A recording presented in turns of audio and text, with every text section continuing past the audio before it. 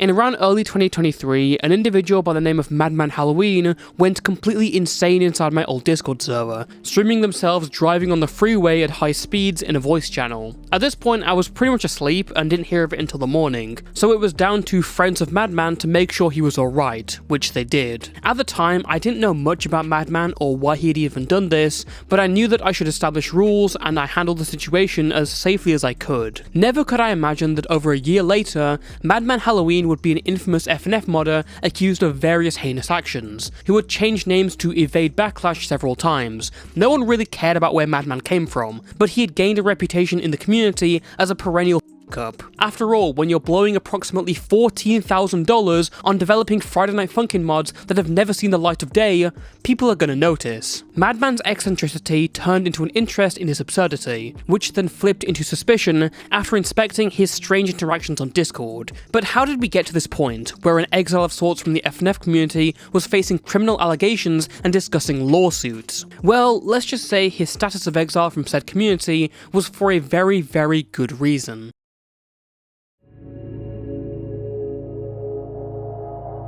Before Friday Night Funkin', Colin S. of New Jersey, born May 4th, 2003, had a fairly normal life as far as we can grasp. From an early age, he found a love with classic horror movies that has persisted throughout most of his life. In fact, his main pumpkin character probably stems from his father showing him the Halloween movies. It was through this that his interest in writing and directing began to spring out, and he claimed that he even attended school for writing. Notice the word claim though, because some of the writing of these FNF projects do not look like they're from the next Stephen King with all the spelling errors. Regardless, MadMan's vast scope of ambition can be seen in reflections of these massive FNF projects, and when given access to the internet during his mid-teens, MadMan continued to try and further these ideas through fan films, although to no avail. However, when he really came onto the internet, his first real community was the one around the game Team Fortress 2. For at least 2 years, MadMan was ingrained in the TF2 community, and even owned and ran a trading server known as the Purgatorium. However, according to one of his oldest friends, the server was constantly plagued with issues that would be an early sign of things to come. In his TF2 trading server, MadMan reportedly neglected to pay many people after saying he'd pay for them making him a map for the server. It was only after a lot of arguments that they actually got their payment, albeit through in-game items rather than actual money. Another issue that MadMan had was the issue of how he'd pay for the server being hosted.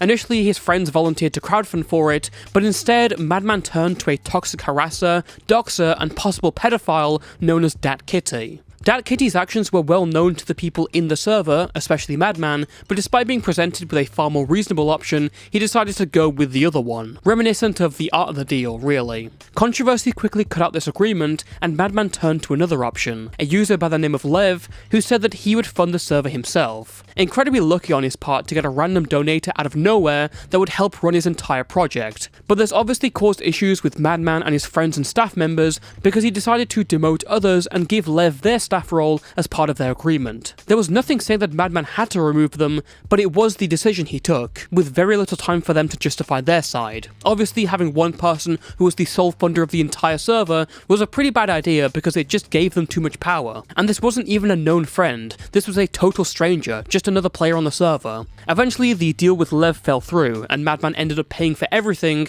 after pissing off all parties available. Outside of financial issues, MadMan's server just had issues with how it was managed. One of the notable players on the server was known as Anub, who was one of MadMan's friends once destined to become a staff member. Anub had made regular criticisms of the server, and was eventually banned for this. Pretty harsh to ban someone who's just criticizing a TF2 server, but maybe you should have listened to him, because due to the terrible setup, the forums for MadMan's TF2 server would list the IP address of all the banned users. Anub noticed this upon his ban, and quickly asked MadMan to take it down, but he didn't see it as much of a priority, and Anub's status as a known critic of the server meant that MadMan's staff and friends would use the IP to f*** with him, threatening to send pizzas to his house. It was only after this that the IP was removed. Perhaps it's not surprising that the Purgatorium TF2 server was only popular for around 2 weeks, and after that the players began to leave and the server shut down. Since then, MadMan has rewrote history to state that there were stalkers in the TF2 community who essentially chased him out. No proof has been shown that these stalkers ever existed or any details on them,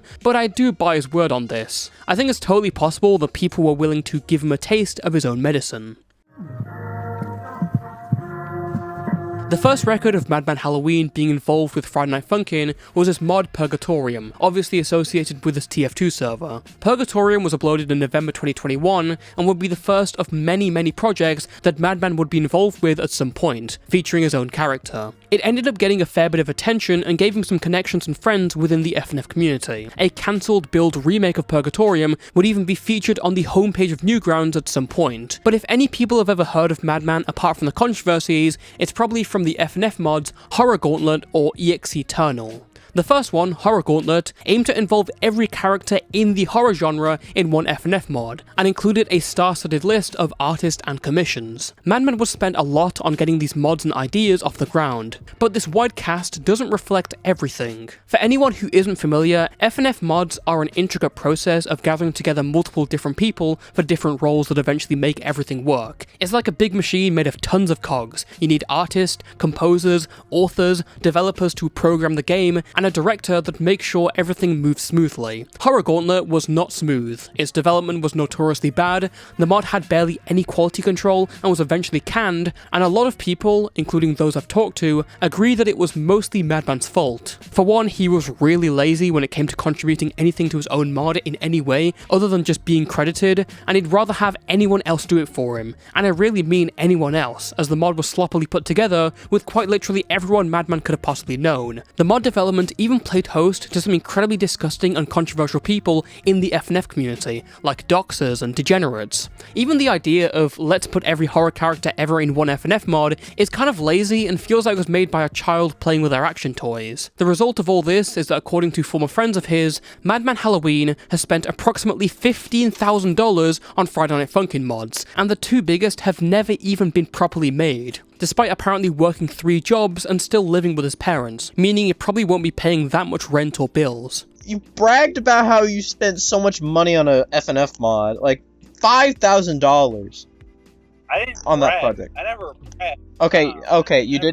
You didn't brag, but you talked about it like nonstop. And that number of $15,000 doesn't even represent everything, because many artists and composers, especially on Horror Gauntlet, claimed that they were unpaid, whilst the money they were owed was being spent on figurines. The second mod that MadMan made a significant contribution towards was EX Eternal, an FNF mod based around the Sonic.exe creepypasta, which has made quite the impact in the FNF community. Much like Horror Gauntlet, EX Eternal had the same action toy approach of putting everything in one basket, posting the be-all end-all of Sonic.exe mods, as MadMan again just threw money at the problem, expecting it to work. Thankfully, this time he was wrangled by 2 other modders by the name of Neutroa and Rainablaze, and eventually his director role was taken away because he was adding too much. In response, MadMan conspired to manipulate Neutroa into giving his director role back, when Neutroa was at an all-time mental low. EX Eternal would go on to be leaked by MadMan as a form of revenge, and the stress on Neutroa from the leak signaled the mod's collapse. Since then, MadMan has been desperately trying to revive both Horror Gauntlet and EX Eternal, but the revivals usually collapse within a few weeks of announcement.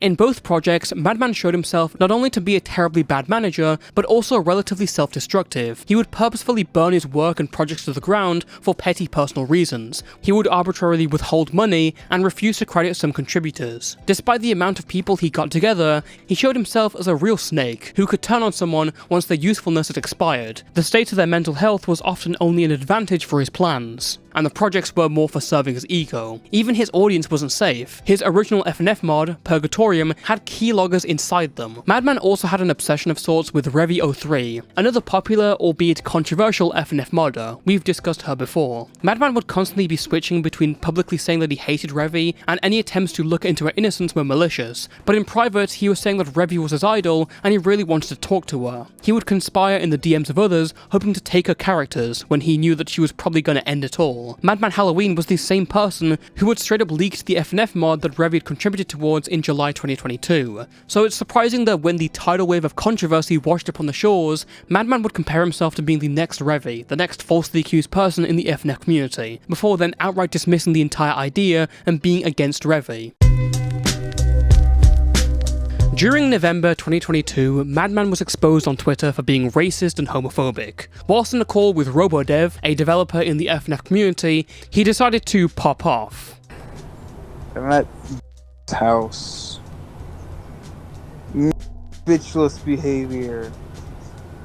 Should it? Alongside other allegations, the heat quickly piled onto MadMan for an explanation or apology. His response, however, was unlike anything that anyone had predicted. The reason why he said the N-word is because he was on weed and racism ran through his family. Despite meaning that his family would just say slurs around him at a young age, MadMan's hilarious wording that it ran through his family like heritage instantly became a joke in the community. It was the ancestral slave master that was talking in that call. MadMan also said that he was under the influence of around 5 to 6 weed pills. I guess taking a page out of the Bo Black's book of excuses. Funnily enough though, it wasn't even weed pills, but CBD oil, which is related to weed but doesn't give you the ability to give you an altered state of mind. Surprisingly, this was not the last time that MadMan would be wrapped up in race-related issues. Around the same time, he'd entered a sexual relationship of sorts with another person named Hwelze. There was a situation where MadMan was then allegedly getting blackmailed, gaslit and framed by Hwelze and Robodev. We don't know the validity of all this, but we do know that MadMan gave his private information to Robodev at some point, and Robodev then handed that over to a doxer. When another user named Penumbra Noctis inquired about whether Hwelze was black or not because there were screenshots of him saying the N-word, MadMan responded by sharing Hwelze's pic to prove that he was white. Keep in mind, Hwelze hadn't consented to having it shared, and apparently Penumbra didn't even want it either. But it was sent by MadMan just to, I guess, prove the race allegations. I mean, that is certainly one way to do it. After this, MadMan would then rage at Hwelze and Robo again, and go off on another race-related rant. I want Robo and Hwelze to die in a fire, just do die in any way possible. I hate them so much. Ends, pieces of I would even kill them myself. I hate them, frame me, gaslight me, blackmail me, all from some fur F-15 year and unhinged NT. Not to mention dox me. I hate Robo.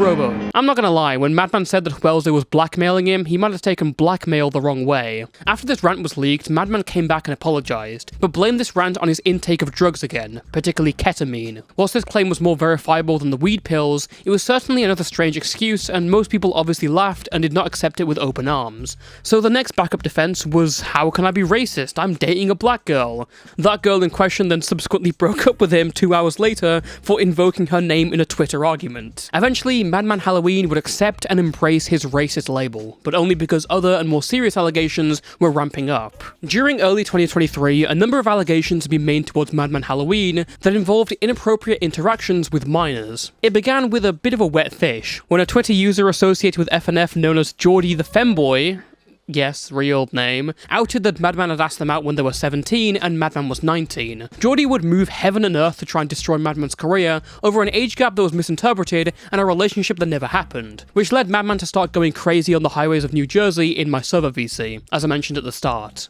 There were also previous allegations from Robodev back when the call of MadMan saying the N-word was leaked. Robodev, a 15-year-old, claimed that MadMan had been getting off whilst in a VC with them and a few others. MadMan responded with a little drawing diagram to help us understand that he had his camera on in the call, was scrolling Twitter, and his gender dysphoria suddenly kicked in, giving him the sudden urge to adjust his foreskin.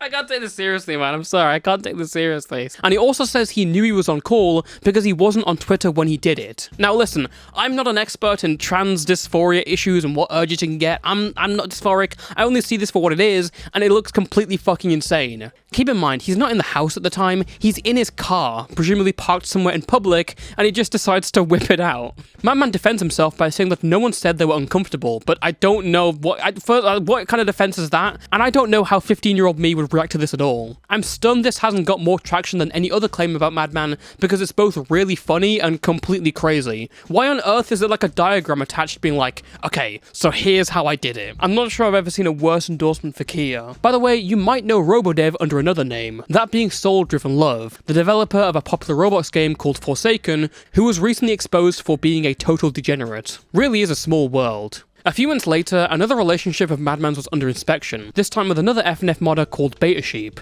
MadMan, who was 20 by this point, asked Beta Sheep out on his 17th birthday, and the two enjoyed a relationship of mostly sending NSFW to each other. Also, this golden message I have here. Please text me more. You spend more time with Twitter than me.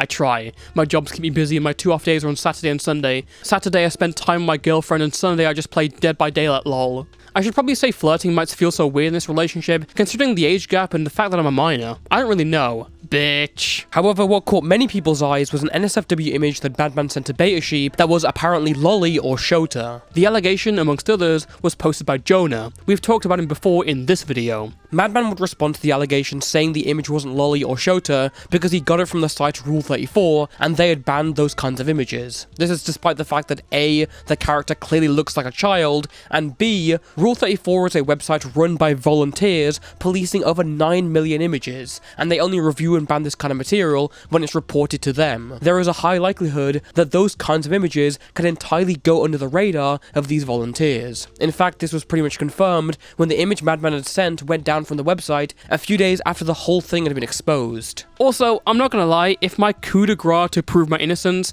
is at the point where I have to fetch the Rule 34 tags as a defense, I'm just pulling the trigger. Even researching it for a rebuttal was giving me tendencies to take the brake pedal off my car and merge onto the New Jersey highways without looking. After MadMan responded, Jonah would then double down and hit back by showing MadMan's worst act yet, when he sent NSFW to someone called John Isaacs. To be clear, MadMan was 19, whilst John was only 15 at the time. MadMan responded by saying that he believed this piece of art was made by Rainer Blaze, and believed Rainer to be a pedo because of it, so he was discussing it with John Isaacs. He simply responded saying that what he did was careless and dumb, and he had attempted to apologize to John and seemingly make peace with him. This proved to MadMan that Jonah's intentions were beyond getting justice, and his revenge plan was exposing Jonah's abuse in his early life to the public. You can guess it didn't really help the already sunken public reputation in the FNF community. Following the torrential reign of controversy and drama, MadMan's public perception was at an all-time low, and would stay there for a long time. Sure, there were still die-hard fans left over, but MadMan had become a sort of lolcow within the FNF community. Not only were his responses constantly funny, but his posts were just embarrassing at points.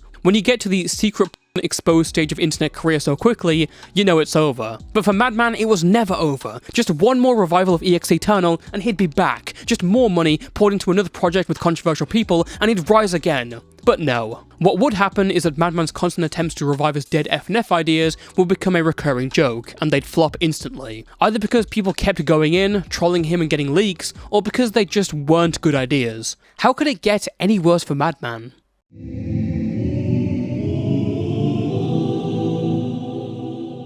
If you've been watching the channel for a bit, you might recognise Alex and the Mercenary as one of the alleged targets of a doxing campaign by the YouTuber Retro Dubs. They were another creator within the FNF community, and more relevant to this story, a former partner of MadMan Halloween. Alex and MadMan were only really mutuals during 2022, but things started to go beyond that after the incident in early 2023, where MadMan was on VC terrorising the roads of New Jersey. Alex's role in stopping him, keeping him safe, phoning the authorities, was what eventually got them in closer contact. Back in, I say, 2022, we became mutuals. I don't remember how. It was oh, this random person followed me, I'll follow them back. And I'd known that they were in the modding scene, but I didn't know what they did. I was just like, oh yeah, this is a modder, okay. And that was the furthest that I could remember, and the only reason I know that was because there was an incident with an account that was posting content, and it showed that one of my mutuals was following that. That's the earliest documented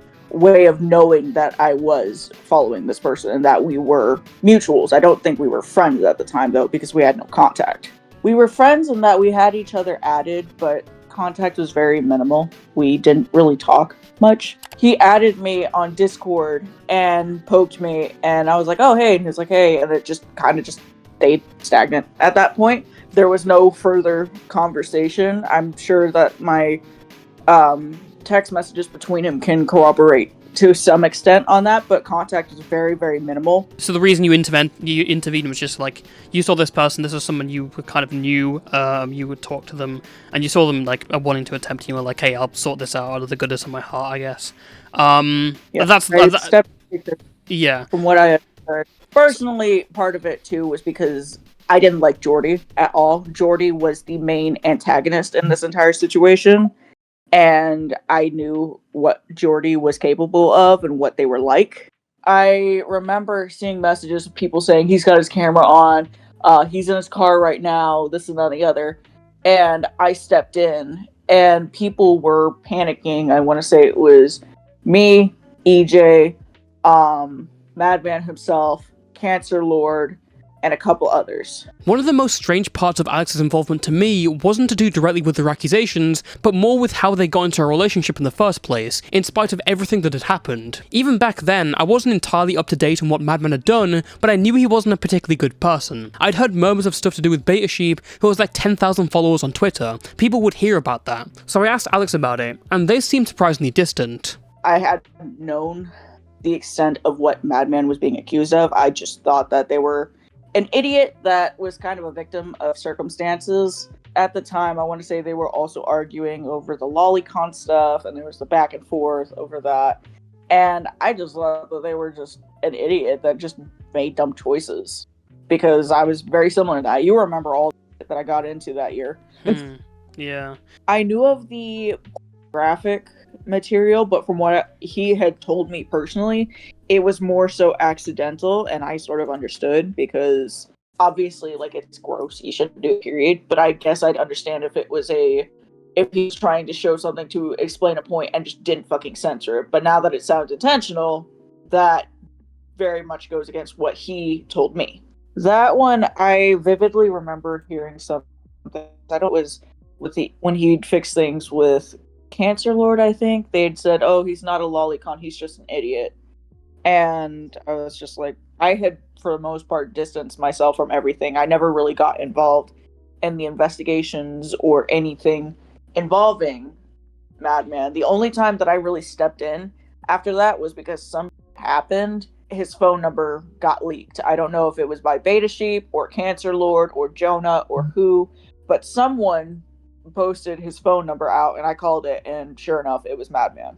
Alex and MadMan's connections seemed disconnected overall, even to the nature of how they began dating each other. It wasn't built upon a really strong friendship, it was just out of the blue whilst Alex was helping MadMan when his number had gotten leaked. How do you do a friendship with MadMan turn into a relationship? He just randomly asked me out. That's all. That was it? There was no like prior flirting or anything? Nothing that you picked up on?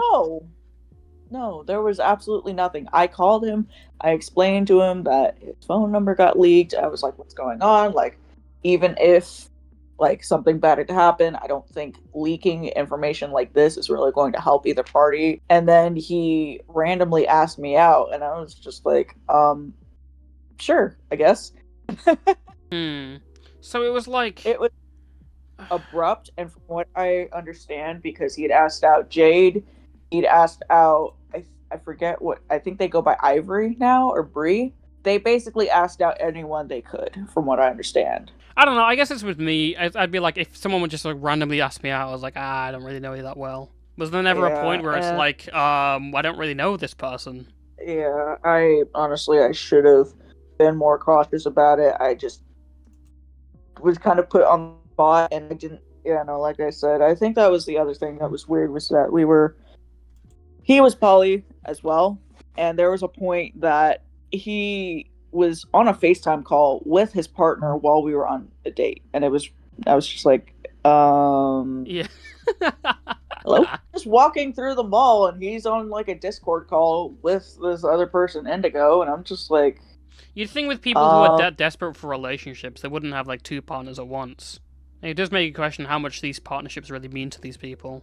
Or if it's just like glorified one-night stands, you know? MadMan and Alex lived relatively close to each other, and so he encouraged them to meet up for a date. This is despite the fact that he had accidentally given out his credit card information and someone else was on a joyride, so he was essentially broke. Before they got out the car, Alex told MadMan that they were on multiple medications for their anxiety and depression, and apparently explicitly told MadMan what to do if they shut down, so to speak. So before we got out of the car, when we arrived at the mall, I explained to him, I said, I'm on multiple medications to treat for my anxiety and for my depression. It was a little knapsack that my mom had sent me from Mexico. It was red and black knitted. I have it right across from me right now, that I keep all my medications in. It has like my flare calmers, which are like earplugs to help with sensory overload.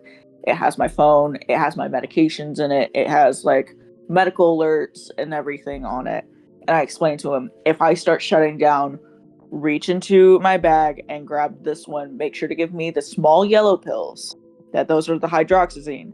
Those are like horse tranquilizer. If I start shutting down and just spiraling out of control, this will knock me the fuck out. And I explained it to him, and I showed him the pill, and he said, okay. And then I went into a bad sensory overload, and I had previously explained to him, I was diagnosed with a condition called myoclonic epilepsy, which is very similar to Tourette's. Have you ever been laying in bed and randomly feel like you're falling and your body jerks for no reason? Yeah. That is myoclonus. So that's very similar to what I have, but my condition is on a psychological level. It happens because of abnormal brain waves. However, if exacerbated, it can go into full-blown seizures, which is why I'm very on top of it, because anxiety is a cause for these myoclonic epilepsy episodes. Fucking hell, I can't speak. And when we did go into the mall, at one point we got lost. I was already stressed out and frustrated and pissed off because we basically showed up to a mall with no money and had to beg people for money online just to get food. And we were looking for the car and we couldn't find it because it's a large mall. There's a huge parking lot. The thing with sensory overload is that even tiny things are enough to piss you off to the point that you start crying out of frustration. The sun was too hot. The fabric of the sweater I was wearing on my neck was hurting. I like the heels on the boots that I was wearing, because I was wearing like the almost like combat boots. It was too much. Like it felt like everything was just too much, and I was shutting down. And he looked over and saw I was literally like dripping sweat everywhere, and he's like, "Oh shit, we need to get you inside." And he sat me down and has me sitting on the bench, and I can already tell like I'm going into an anxiety attack. It's that overwhelming feeling of like being so pissed off you start crying, just overall miserable. I'm rocking back and forth, like my hands won't stop fidgeting, I'm scratching at my arms.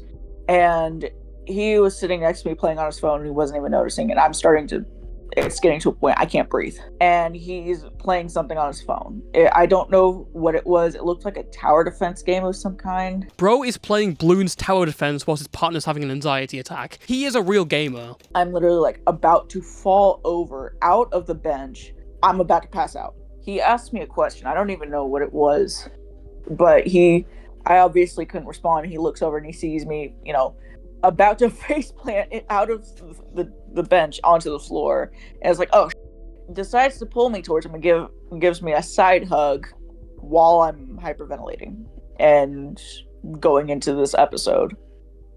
Doesn't give me my meds, doesn't call any of the emergency contacts, doesn't do any of that, just pulls me into a side hug and just like basically holds me there waiting for me to pull out of it while playing on his phone. Which is just like restricting you further whilst you're having an anxiety attack. That's probably like the last thing you want. Yeah. And it overall, just after that, I just wanted to go home. I was just like, this date fucking sucks. I just want to go home. Like, why did I even bother? Unfortunately, the first date from hell didn't stop there, as after it happened, MadMan insisted on hanging out at Alex's place. The night eventually ended with Alex sleeping on the floor of his own house, whilst MadMan took up the entire bed. When we were leaving, I was thinking he was going to drop me off at my house, and he kept saying, I'm going to go over to your place. And I'm like, no, like, you can't come into my house. Like, that, what? And he just, like, kept insisting, and I'm like, no, like, is there not anywhere else that we can go? He's like, no, like, we really need to, like, I should go over. And at the time that this is happening, my house has just been condemned by the state. That I'm basically living in a death trap. But he kept inviting himself over, and I had explained to him when he was driving over, because I was on the phone with him while he was driving to my house. And he kept saying, oh, it's not that bad, it's not that bad. And then he turned it on to my street, and it was like, oh, it is bad. We ended up laying on my bed. Sexual intercourse was attempted, but never succeeded. He messaged cancel being like, I'm just in bed, let's just say. Yeah, he was like, bro, I won. And when I found out afterwards, because I think he had sent it, because EXE fan had found it at one point and was like going after me over it, and I want to say rightburst.exe or whatever. He was like trying to confront me about it, so I messaged Cancer and was like, what the f***? You don't tell people this. Cancer is underage. Are you out of your mind? And he's like, I didn't think it was that big of a deal. I was just like, dude, what the f***? No, he had told anyone until I'd seen those screenshots from Rightburst.exe. So what happened after that? You guys were, I guess, sleeping together after that, or? Yeah, the way that it happened was he was laying with his head obviously at the head of the bed, where because I have I wouldn't say a four poster, but it had like a bed frame. He was at the head of the bed, and I was laying at the feet of the bed. Because I have a twin size bed, so it's small because he's not exactly a small individual. He was watching some horror countdown thing, and one of my friends, Nikaishi, who's another VTuber, was live, so I was watching his stream on my iPad.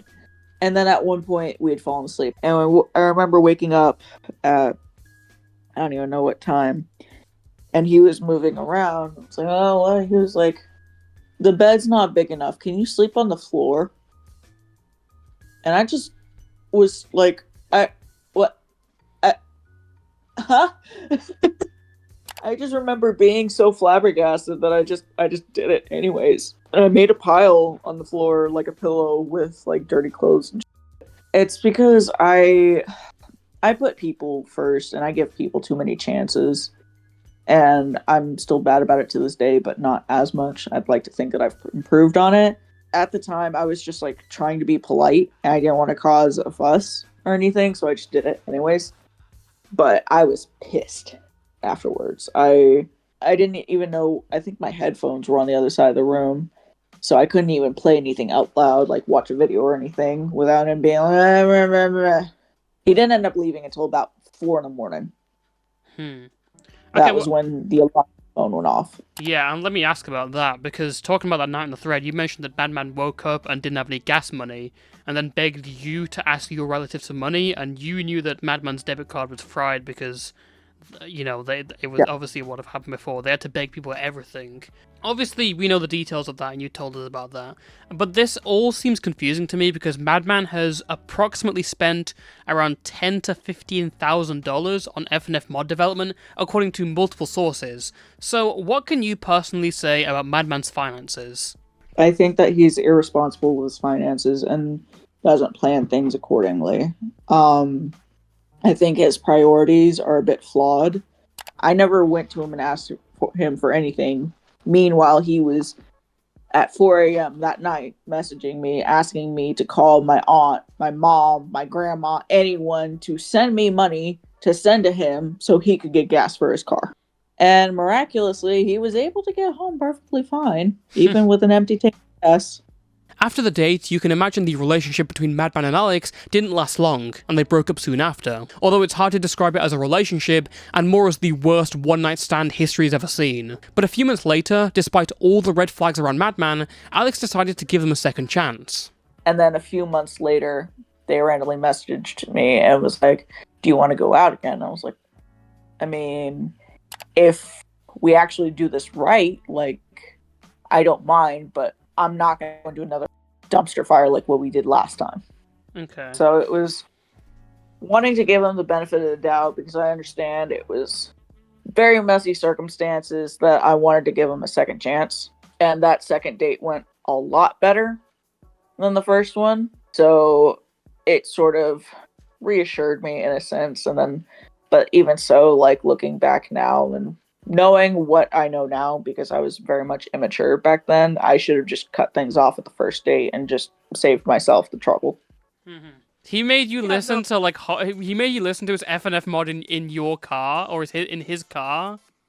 In his car, yes. There was a point, it was like showing me all of like the songs that he composed and whatnot, even showing stuff that apparently he wasn't supposed to show. I didn't even think it was physically possible to come up with a chromatic scale for a xenomorph, and it wasn't it. It wasn't it. He's just bumping it in the car like this goes so hard, dude. Yeah. Yeah, no, like he connected it to the Bluetooth on his car and was just like blasting it at full volume. Was that when you were on the second date, or is it the first one when you were listening to it? I think he did it for all three. Oh my! Oh wait, all three? Bruh. I'm pretty sure. Despite the success of the second date, MadMan still seemed needy and sometimes pressured Alex on some things. But he pressured me into a lot of things. Like, he was constantly pressuring me to go towards going public with our relationship, and I kept telling him it was not going to go well. And he just kept begging and begging and begging. I'm just like, no, like, you don't understand, dude. This is an awful idea. Because he pressured me into that a lot of time. He would be like, follow my new account, grr, or accept my friend request, grr, or invite me to your server, grr. And I was just like, oh, like, do I have to? But he was always like, can you do this? Can you do that? Can you do this? Can you do this? And I was just like, leave me alone. Like, why So can't you just be happier? Is it fair to say he was more needy than pressuring? Yeah, I guess, yeah. The whole pressuring, I would say pressuring for the going public about the relationship, because I told him multiple times. But like the public relationship, he really wanted. It was like, please, now, we need it. And it's like, he was just Yeah, I told him multiple times not to do that shit, and he went ahead and did it anyways. He literally took the phone out of my hands. This all led up to the fated third date with MadMan and Alex. The two went out again for a good time like normal, and they can be seen in the car together with videos posted to MadMan's Twitter. He can be seen jokingly pointing gun fingers or holding Alex's head and turning it before yelling, "I'm rizzing you" throughout the video. Guys, I have a very special announcement.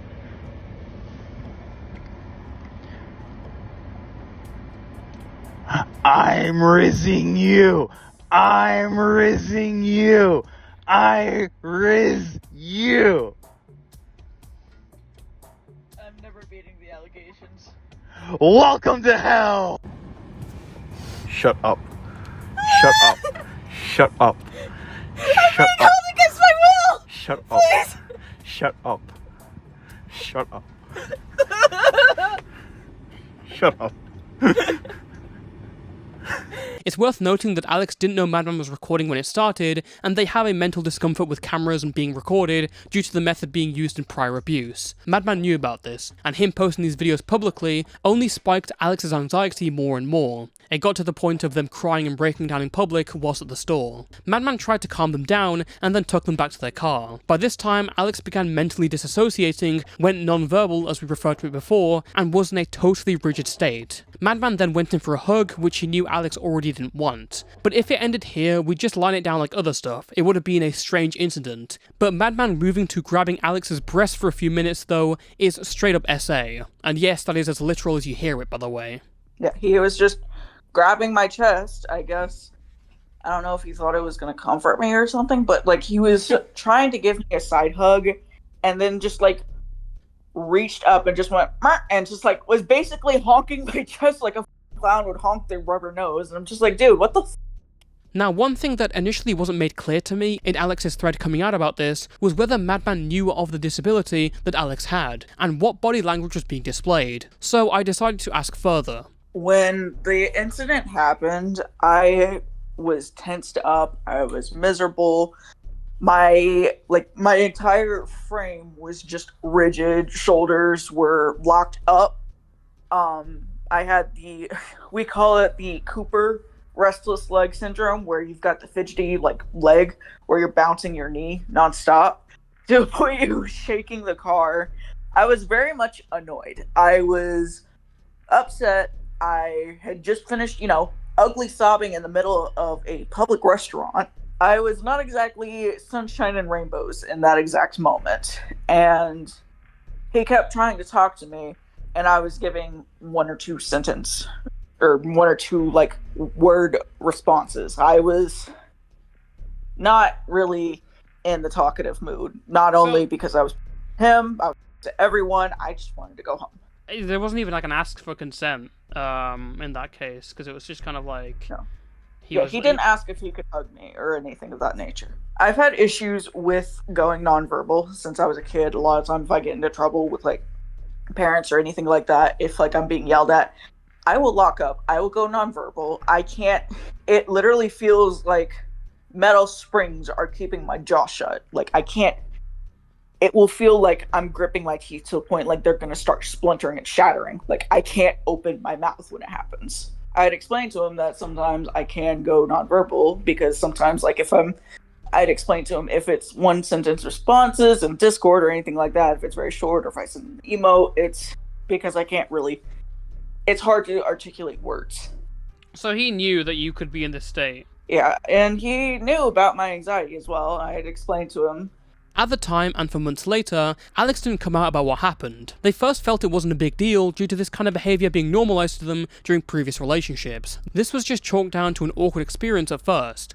More so, at the time, I didn't realize that it was actual assault. I was just like, dude, read the room. Like, do you mind? I didn't think it was assault at the time because I'd been in a previous relationship with someone. I think the eye-opener for me was that they were recently put on a vendor registry. And so I thought that it was normal behavior in a relationship, and it didn't take long to realize, no, that was not normal at all. Yeah. However, after talking to friends and their therapist about what happened, both parties immediately recognised it for what it was, and had to help them to see the reality of the situation. By this point, MadMan and Alex had already broken up months prior, due to Alex getting constantly hounded over their association with him. But during their relationship, MadMan had also been talking to a 16-year-old by the name of Amethyst, trying to date them as well. Again, to be clear, MadMan is 20 at this point. That's now the 5th time that MadMan has been in weird situations with minors, and considering that MadMan's DMs with Amy included encouraging her to send NSFW drawings she was making, it's not looking that good. Worth bringing up that MadMan would later make a Google document response in which he confirms the Amethyst allegations and apologises, but denies that any grooming took place, just him being pushy.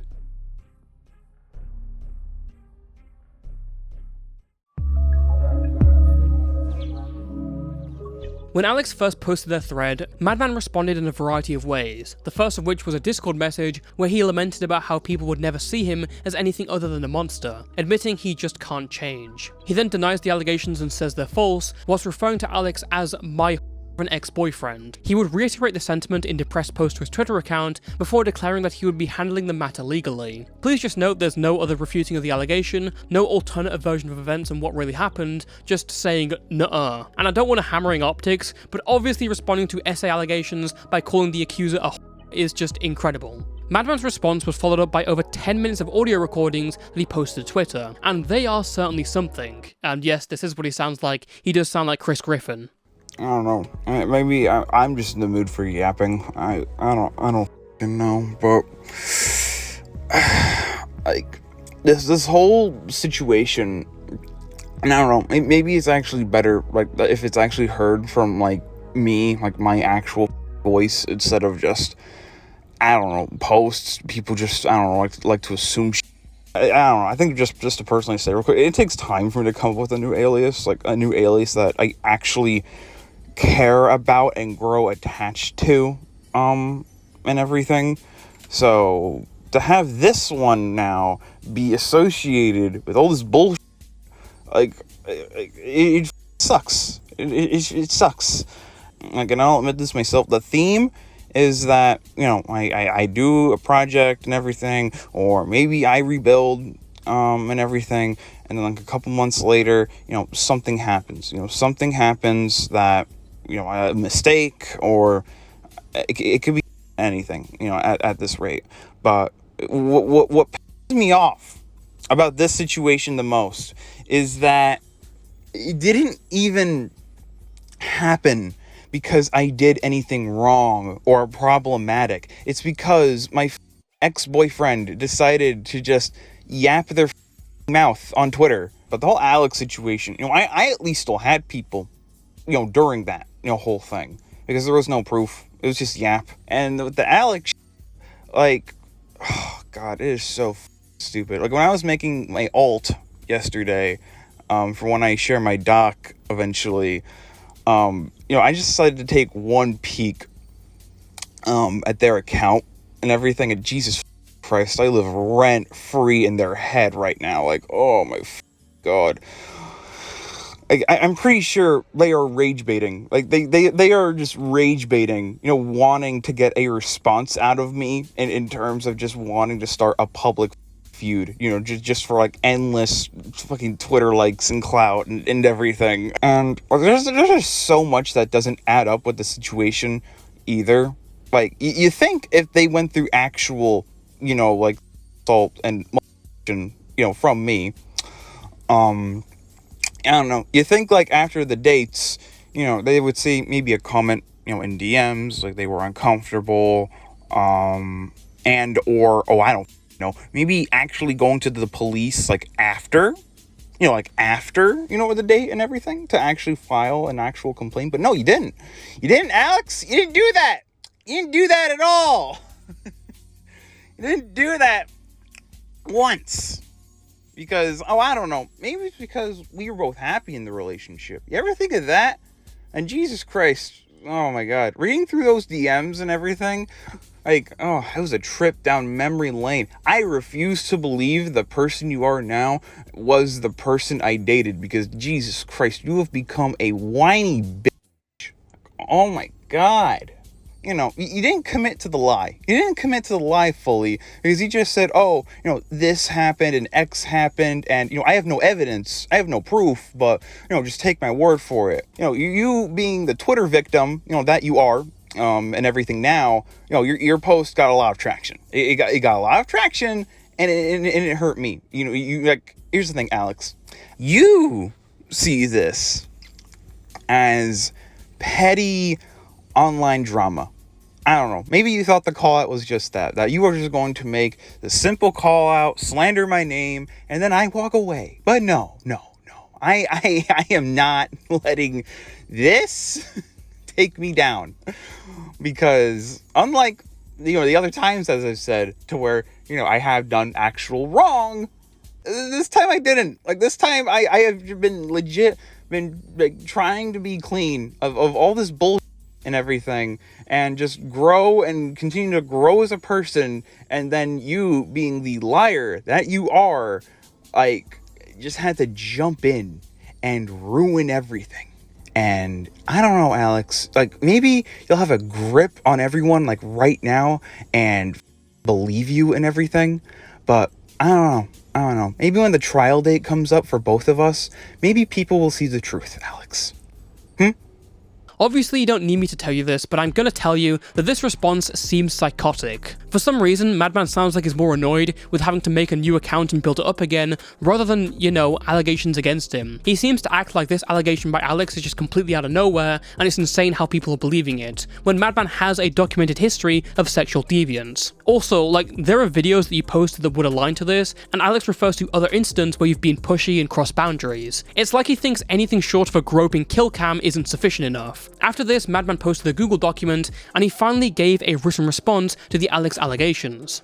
Ever since the Amethyst stuff went public, my ex-boyfriend, Alex/Anarchist, has been on a tirade of baseless accusations regarding our relationship, most notably the groping allegations. I will admit, there was what you can say is groping. What an awful way to start the defense. I will admit, there was what you can say is groping, but the way Alex has been wording it has sounded like it was non-consensual and made them uncomfortable. I will say right now, everything was done with consent between us. I never once did Alex complain to me about stuff in our relationship related to the accusations they've been throwing at me, other than a cheating scandal that was happening between me, Alcoholic DJ, and Raisin. I will not hesitate to leak every Discord and text message DM between me and Alex if he does not backpedal these baseless and overblown claims just to prove my innocence in regards to these particular allegations. This is the first time we've finally got a version of events and a rebuttal that isn't just saying no. MadMan is now saying the encounter was fully consensual. Even then though, this doesn't give us much because there was a lot that led up to this incident. Did the breakdown in public happen? How could have Alex consented if he said he was non-verbal at the time? MadMan doesn't dispute any of these details. He only bothers to refute one part of Alex's story. It's like he didn't even read the thread and just heard a bad summary from a friend or something. There's no evidence isn't a valid argument if there is some evidence. It's just a cop-out, a buzzword that MadMan thinks will get him out of everything. MadMan did bring up an interesting point though. Why were the police never contacted prior regarding such a case? Well, I asked Alex, and this is the response I got. So, I hadn't planned on bringing any of it to the police because I had mentioned it before. I was assaulted back in 2020. It ranged from full-on intercourse to in their car, to sexual harassment, to filming me without my consent. It was awful. It got to a point I had to be hospitalized afterwards, and the police refused to do anything. They said to consider it a learning lesson, and that's why I didn't want to bring it to the police anyways, because I knew that was just going to happen again. It was a bit disappointing because I wanted justice, but I knew I wouldn't get it, that the law didn't work. in that sort of way. There's only so much that they can do. It's worth noting that a lot of the decisions that Alex made, like not involving the police, or even thinking the incident was wrong until later, were impacted by their past, stuff that MadMan has allegedly known of before. But it all depends on what really happens. It loops back to the correct version of events, and whether it was consensual and fine, or just completely out of nowhere like Alex says. There are reasons to doubt MadMan's story more than Alex though. This isn't quite a he said she said situation. For example, MadMan later attempted to undermine Alex's credibility by saying that they had made up the entire situation thanks to their hallucinations and dementia. Not only is this just not true, as Alex hit back by showing as much of their medical diagnosis history as they could, including statements from their doctor, but MadMan's accusation is contradictory. There are now two versions of the story from MadMan, one where it happened and it was all consensual, and one where it never happened at all and it was all just made up. So what the f*** are we doing here? He's never reported experiencing psychotic symptoms such as hallucinations or delusions, nor does their care focus on treating these kind of symptoms. I mean, that's it, bang there, yeah. Yeah. That's and it. I was sitting with my doctor in call while he typed this. There you are then, yeah. When MadMan announced his intention to bring this case to court, he was being completely serious. He was printing out text messages and Discord DMs and packing them into folders, as well as throwing out threats of going to a judge to approve a restraining order against Alex if he didn't revoke everything and apologise. Alex responded saying they were fully willing to fill out court papers and reported MadMan to the police for blackmail. Allegedly, MadMan also tried to get like a kit or a DNA test done to clear him, even though the act he's accused of didn't include any sort of intercourse, so this is just puzzling and funny if true. MadMan then went to the police with Alex's Twitter thread and an old torn shirt in hand, alleging physical assault from Alex and essentially turning the tables on them. Whilst this is entirely possible, this seems far more unlikely. MadMan is much taller than Alex and over double their weight. Honestly, I'd be surprised, and it seems the police would have been as well because they told him to essentially piss off. We did get this video of him at the police station though. I'm currently just in an interview room right now, just waiting for someone. I've already been interviewed by so many people today. I have paperwork right there. I've just been sitting here for so long at this point. But I do know that by the end of the day, action is going to be taken. And maybe I could sleep at night just a little bit better at that point. Firstly, every shirt that he wore is thick cotton because he always wore graphic t-shirts. That shit takes forever to rip. Like, it's impossible to rip. Secondly, he left every shirt that we, like, anytime that we met up, every shirt that he wore when he showed up, he was wearing the same shirt when he left. Like, his parents would have noticed if he showed up with, like, a shirt ripped in half. And fifthly, I'm fucking tiny. I'm like 5'4", and I have probably the grip strength of a hamster. You're 5'4". How tall is MadMan? Probably 5'10". He's that or like 6 foot. He's definitely taller than me. And he's like you said he's like twice as big as you. Yeah, he could easily pick me up. Eventually, MadMan got a continuance order for Alex. Whilst not the exact same as restraining order, it would negatively affect Alex and their job opportunities, so it was at least something. Yeah, Alex, Cancer Lord, Toastify, all these morons saying that, oh, I'm faking it and everything. Hop off my baby girl, Cancer Lord. Am I? Hop off my baby girl, Toastify and Cancer Lord. Lord. Am I faking it? Oh, I am not faking it. Oh, I am very, very, very, very much not faking it. I think Alex is doing all their best of what they're doing, bluffing, and trying to continue to make a public storm before, well, inevitably, as proven by this piece of paper, an actual restraining order will arrive in their area. And at that point, they can no longer talk about me. They can no longer talk about me at all. They will be mandatory and legally required to take it down. And I was told as well, is that if they don't take it down, they can be arrested at that point, and they will be a criminal defendant. Bro. Well, they were saying that you were just there to be there. No? Oh, no, man. They don't just let you in. They don't just let you in willy-nilly. Nah, you actually gotta have a legit reason to go in. Fuck idiots. Yeah, nah, you can't just be there to be there. No, if Alex actually went to the police, they would have known that too. and it's going to be even more proven to be shut down when Alex eventually gets that restraining order, like the moronic idiot that they are, and everything, and then going to be equally able to talk about me until the trial, and then I'm going to win the trial, and it's just going to be like, all you people just canceled me for no reason. But despite having everything in his power, MadMan failed. But he sent it to the wrong address. He sent it to an address in New Jersey. Didn't you send it like under your like online name, thinking it was your actual name? Yes, he was in a call with GamerHag and had turned on his camera and showed the papers. And GamerHag had recorded it and sent it to me, the Google Drive, with the video. And it said Alexander Mercenary on it. The continuation, I don't know if I trust you enough. Hold on, let me see if I can find that. You trust me enough? Wow. Okay, I see how it is. Yeah, here is the actual case paper that they gave me. I am the plaintiff, Alex is defendant.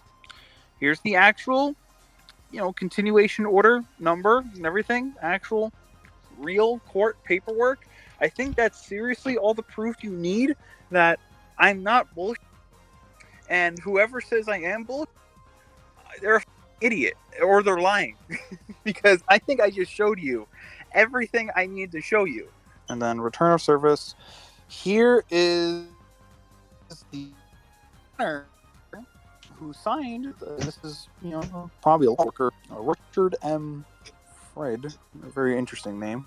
To this day, I don't think I've ever seen such a self-own in my entire life. Just sit and think about the fact that this guy was going back and forth between going full aggro and doing his 1 HP voice, and as soon as he gets the court papers, he's cackling in his car about proving everyone wrong and taking this person to trial, only to spectacularly fail because he sent the court order to the wrong state and the wrong name. There are DMs where Alex says that his address is in New York. How could you fail this hard? It defies belief. I called NYPD, I called the state police, I called Orange County Police, I called Newburgh, New Windsor Police, I called Sullivan County Police, I called everyone in my area. I even called police in his, I want to say Peterson was where he went to. I called the courthouse there, and they said, yes, we have it, but we sent it to this address.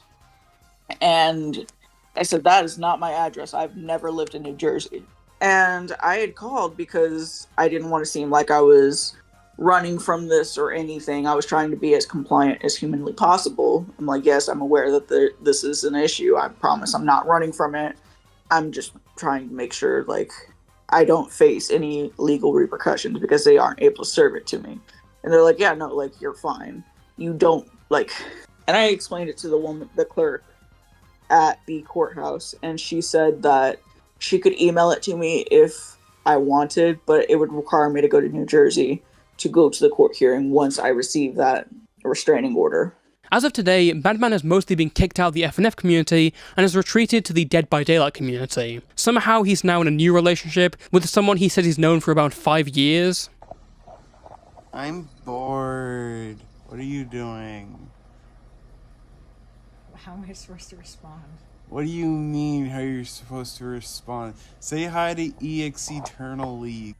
To this day, MadMan continues to deny Alex's allegations, saying there's no evidence, he's not been put in jail, and Alex lost the case that never happened. MadMan has pretty much vowed to never return to the FNF community because of his toxicity or whatever bullshit he wants to pull, but I think his absence is a missed, considering there are now anonymous testimonies from members of the EX Eternal developer server saying he was also creeping on minors in there. Also, this is something I heard a few months ago, but I would like to bring this out. Apparently, there was someone that is, I'm going to leave them anonymous, but there was someone that told me that MadMan opened up to them, and I think they were 18, 19 years old, and they even said that they had crushes on some of the minors that were in EX Eternal, and I found that out later. I'm not going to mention names just to kind of not put anyone on the spot, because that's really not a good thing to do to people. I don't like doing that. This is all about this person, and there's clear evidence that you even had attractiveness towards minors because you, from this anonymous person, They were giving me info, and they shared screenshots, and they shared talks that you had. You literally said you had a crush on so-and-so members in EX Eternal. Person that they had a crush on. Yeah, it was oh yeah, that's right. Oh. Yeah, they are 15. I just messaged 15 while MadMan's 19. Regardless of whether Alex's allegations are 100% objectively true, they're still just another of the many stones in the tomb of MadMan's online career, if such a thing ever existed. We can't say for certain because there's been no admission from MadMan, and the law has been mostly inactive on the situation, but I'm sure you can infer where I stand. MadMan has had a big impact on how the FNF community views him in only around 2 years of real public activity, and it obviously condemns him as a degenerate first of all, who you probably don't want to have around in a community full of minors. It sucks because there is potential there in what MadMan has. The wide scope of ambition almost certainly brought people together, and it's almost admirable if it wasn't so bloated, badly handled, and childish. As a creative and often as a person in general, he comes across as a very lazy person, someone who wants to get something but simply can't be bothered to, whether that be his vision for an FNF mod, or consent, or people who are actually old enough to sexually engage with him. A pursuit for instant gratification, no matter what morals he has to breach to get to it.